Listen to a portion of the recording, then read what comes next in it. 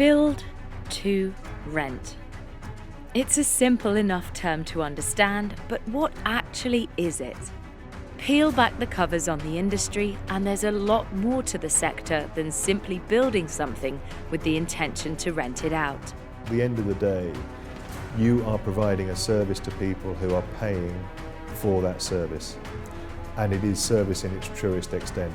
In this programme, we take a deep dive into Build to Rent, not only finding out what it is, but why it's here and what it's looking to achieve.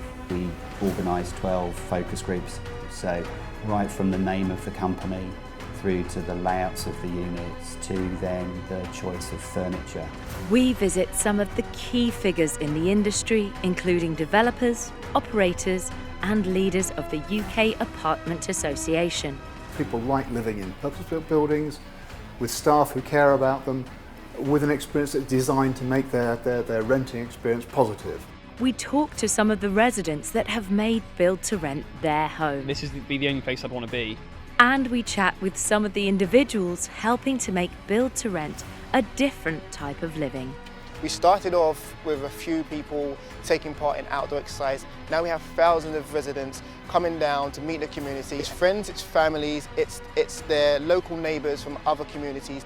Build to Rent. Can it save tenants from unscrupulous landlords? Is it a viable alternative to traditional forms of renting or even purchasing a home? Could it be a part of the solution to the housing crisis? Is it just another piece of property jargon, or is it a way of life? You're watching Build to Rent, the future of living. Cast your mind back to 1996. At this time, if you wanted to purchase the average home in the UK, it would cost you just £53,000, which in today's money would only be £98,000. At this time, there are only 2 million households renting in the private sector. Fast forward to today, and according to the same source, the average house price currently sits at just over £214,500, well over double that of just 20 years ago. But what does this mean to renting? Well, unsurprisingly, the number of renters have more than doubled too. In the latest housing survey conducted by the Ministry of Housing, Communities and Local Government, the number of households renting in the private sector has increased from 2 million in 1996 to 4.7 million households now. That's approximately 11.3 million people in the UK living in rented accommodation provided by private landlords. Struggling to put that into perspective? Well, it's more than the population of the whole of London. It's staggering. Of course, this is just private renters. If you were to include social renters, those people renting from housing associations and the like, the situation would be much, much worse. But that's interesting. What I just said was, the situation would be worse. Why do we keep referring to renting as worse and homeownership as better? The media keep telling us that we are in a housing crisis. Houses are no longer affordable and there aren't enough of them being built. But while that's true, we also need to look at solutions and to remember that part of what makes this a crisis is that people have no choice about their situation, right? We visited Roger Southam to discuss this further. What seems to be driving it primarily for a lot of the countries is the shortage of housing stock. And this is not just a UK phenomenon, it's not an Ireland problem, it's happening in most places. America's suffering as well with the same thing. So consequently, the delivery and the need and necessity are all providing a perfect storm almost. And the weight of investment money that's coming in is just providing the opportunity and the infrastructure and the ability to create a product that not only appeals to its customers, is required and needed by its customers. The rental market in particular offers an affordable and an easy solution for the population of younger people to get into, where the housing stock typically is unaffordable from a mortgage and a purchase perspective, and there's a dire shortage of houses and homes for sale. So There's two factors at play actually. One is people generally being more comfortable in a rental society, in inverted commas, whereby ownership is not necessarily the be-all and end-all for the younger generations that are coming through. So in the same way that you'd rent your music, you'll rent your cars rather than buying cars, and that plays out into homes as well. So they're far more nomadic and far happier having that freedom and flexibility. To find out more about the current sentiment of the rental sector, we spoke to Dave Butler, CEO of the UKAA, the trade body of the build-to-rent sector. I think historically the experience of renters in the UK has been, well, best summed up for me by a piece of research I had done in 2014, 2015. The conclusion of the research was that most people's expectations of renting was poor, and by and large their expectations were met. Or ironically, their expectations were even disappointed. Renting was a necessary evil that you had to put up with on your way to buying a house, or at best it was something you were trapped in. You were disappointed, you were going to be exploited by landlords. You as a tenant felt like you were a victim rather than someone who was renting by choice. So what can be done to address this problem? Well, the build-to-rent sector believe that they have the answer. It is to create a rental experience that results in renting not simply being a second option to owning your own home, but a true viable alternative that can actually bring a better quality of life and a genuinely enhanced lifestyle. For me, the typical build-to-rent development, it's a very difficult thing to characterise.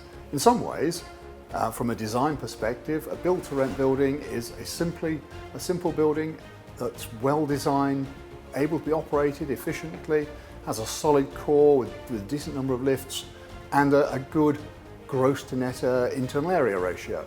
But those are the boring things about it. A build-to-rent development should be designed around the customer. And this is perhaps the unique feature about build-to-rent.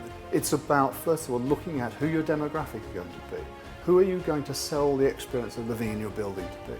Once you've done that, once you've looked at their psychographics, looked at their profile, their ages, their interests, and actually who you're going to appeal to, then you start designing your building around what they want.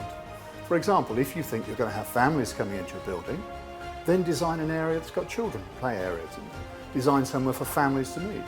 If you're appealing to young singles, then perhaps put a gym in, put in somewhere that's going to appeal to them. But the heart of any build-to-rent development has got to be the customer. What are they looking for? What are you trying to sell to them? What's going to make your building stand out from someone else's? I believe that we're offering a genuine solution to part of the UK's housing problems, a positive solution to people that will help them see renting as a positive lifestyle choice rather than a necessity on their housing CV. So what actually is it? Build-to-rent is part of the private rented sector and is based around the premise of designing and building homes specifically for renting rather than to sell. But the aim is far, far further reaching. One of the key factors behind build-to-rent is that we are not simply talking about spaces to sleep in, but more about enhancing the lifestyle of the renter. More often than not, build-to-rent developments will include communal living spaces such as lounges and games rooms, as well as gyms, concierge services, and resident events. As a resident, you'll also benefit from the support of the on-site staff teams who will be able to attend to issues should they appear and help you make the best use of your time. So no more waiting around for plumbers or electricians or even parcels to arrive. To get more of an insight into the sector, we visited Simon Chatfield, the Deputy Managing Director of Eco World London, a developer specialising in the build-to-rent sector. I'm passionate about actually delivering great places that people want to live in. And I think, so often we don't focus on the end user. The chance for me to be involved in something that was actually putting the customer first in terms of the design and then the way things are actually managed was really important. We organised 12 focus groups. So we got 15 renters in a room and we took them through all of our ideas around what we wanted to do. So right from the name of the company through to the layouts of the units to then the choice of furniture that we put in, because feedback had said that, you know, residents were really interested in the design and quality of the furniture. So we went right down to that level and got, you know, resident focus groups to pick the sofas and the TV units and all of that kind of stuff we put in. So this is a development. It's called the Gatefold Building. It's called the Gatefold Building because it's sitting on a much larger site which was part of the old EMI Records factory. So this is where EMI were based for lots of their existence. So we named the building the Gatefold. That's to do with the album cover. It's a purpose-built scheme. It's got 133 units specifically designed for rent, built around a central courtyard with a large rooftop garden. We've got 97 car parking spaces here, which are very popular. We have units with gardens. Every unit has a balcony. Some have terraces. We've got a large roof terrace. But I think the most important feature for us here is the on-site management team. So we have a team based specifically here on site that are here every day looking after the building and the tenants, right the way down to a caretaker whose job it is to make sure that the building and the development is just right and that things that happen in people's homes get fixed as quickly as we possibly can. From this, it's clear that these developments are not your standard buy-to-let individual absentee landlords' properties designed for sale and not for rent. These are developments that are being researched, funded and developed with the customer in mind and to genuinely change the perception of the rental market. To find out more, we visited East Village in London, which is actually situated on the former 2012 Olympic Athletes Village. My name is Christian Armstrong and I'm the Chief Experience Officer for Get Living. So Get Living launched in East Village around 5 years ago. We now have 1,500 homes and home to over 3,000 residents. It's a really vibrant neighbourhood. We have a large health centre on site, an Ofsted Outstanding rated school and over 30 independent retailers, all topped off with fantastic transport links to and from London, south, east, west, wherever you want to go, you can get there from East Village. Really, it was all about putting in place a better way of renting. We started out from the very beginning charging no fees. We have long security of tenure for our residents. Our residents want to feel like they can stay here and they have that security of being able to stay here. So we offer 3-year tenancies as standard, but we also give them the flexibility to give us notice and to move out, and that's on their side, because we know circumstances change. As a result of that, we've got people living with us in our neighbourhoods who've been here for many, many years, and hopefully for many years to come. We also continue to look at new ways of doing things, continue to challenge, to innovate.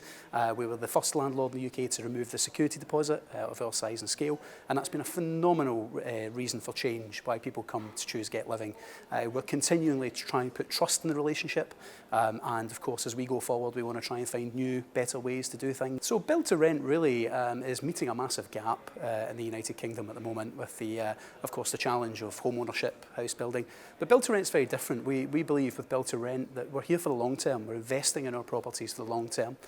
We are putting together so much fantastic events and lifestyle activities for our residents, and we're here all the time in the Build to Rent model. We've brought a sense of real community to the neighbourhood that we've built here at East Village, and we'll continue to build as we grow over the United Kingdom, regionally and nationally. And certainly it's important to us that if our residents need something, they can come and they can talk to our team 7 days a week.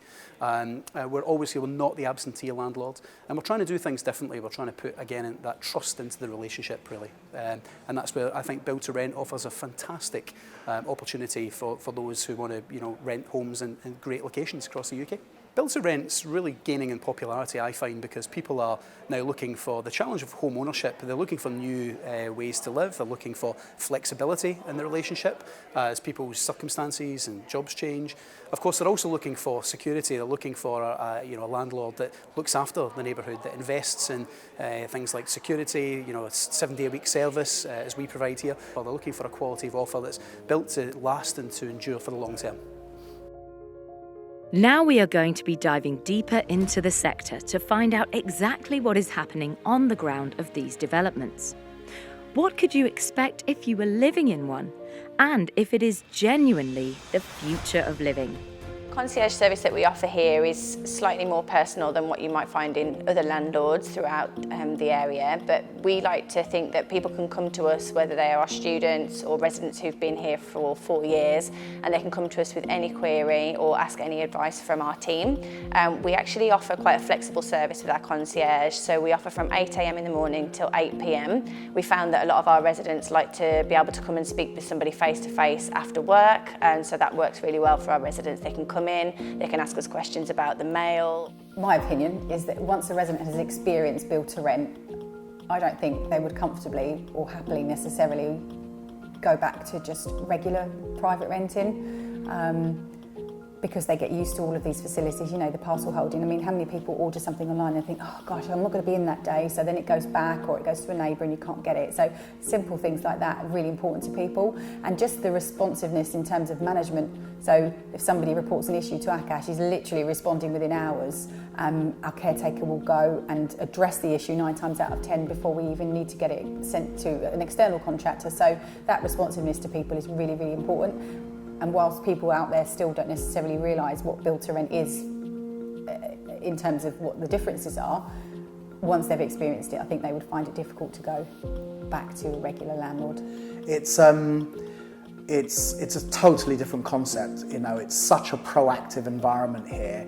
You know, being based on site.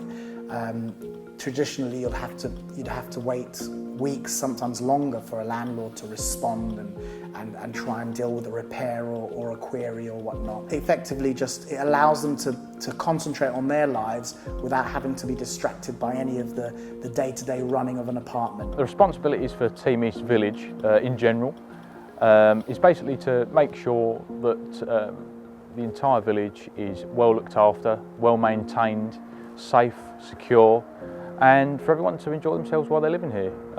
It's a lovely place, and yeah, that's our responsibility, everything and anything. Being the former Olympic villages, there is clearly a sense of sporting heritage here. Bourne, who is founder of an exercise company called R Parks, leads community training activities for the residents. So some of the examples of the classes that we deliver out in the East Village is from yoga to box fit to buggy exercise to hula hoop fitness, and it's all geared around anyone can take part. It's any activity level. Just come down, meet new friends, have fun, and most importantly, share it with your local community. Because meeting new people, socialising and having fun is one of the main building blocks of building a community that lives, talks and has fun together. Let's go over to Jonathan Ivory.